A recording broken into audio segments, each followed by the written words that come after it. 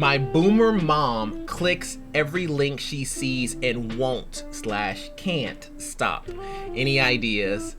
I have a boomer mom too, but I've never called her a boomer. As title suggests, my 75-year-old mom cannot comprehend safe internet browsing and clicks ads on Facebook, URLs and spam emails, any text messages, etc. She's been scammed numerous times, money recovered though, thank goodness, and her computer is a treasure trove of malware and tracking cookies. Rational thinking and conversations are not options here. This is prime boomer and feedback is criticism no matter how it's presented. Need suggestions to implement on network level to block computer and iPhone traffic to dangerous sites. Is there a DNS service I can use to route her home's internet through to block the dangerous clicks? OpenDNS used to offer a blacklist feature and not sure who has something similar now. Happy to pay for service. Okay, well, if you're happy to pay for service, I got some options.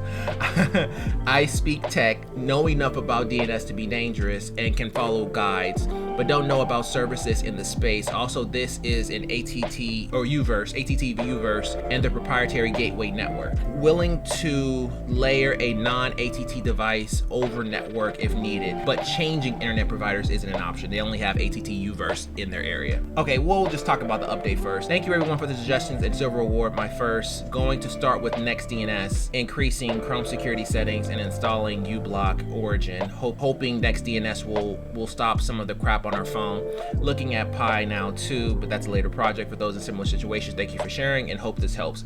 Okay, sorry about that. I didn't see the update there, but we can still talk about it. So that's kind of an interesting situation. So when you have situations like that, when you have parents that just click on random things, it becomes very, very difficult to try to figure out a way to get around it for the cheapest amount of money. Ideally, you can do things. There are ways that you can use like firewalls to create rules based on URLs to basically control where she can go, which basically prevents her from going anywhere else. That's basically kind of the reverse way of doing it. I've seen customers set something like that up before, where they would basically set up their network and say, hey, you can go to here, and here, and they have rules based on the URLs that you can go to. So you can only go to those particular URLs, but you can't go anywhere else. So that way, no matter where you try to go to, it's just gonna block you.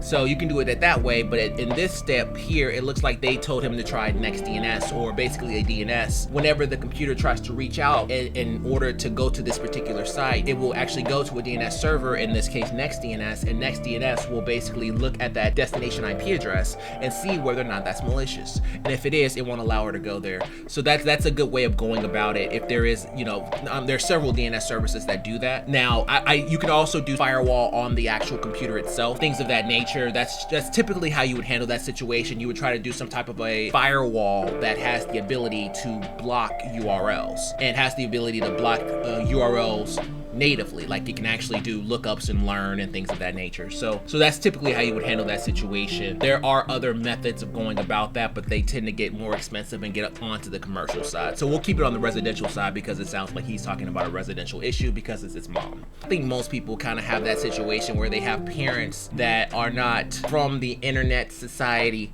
and they, go and click on stuff and stuff like that. But my mom, she's more of a, I'm just gonna hang up on you if I don't know who you are. So I never really have to worry about it too much, because once she realizes she gets too far, she just turns everything off and runs away and then calls me like 2 days later to take a look at it.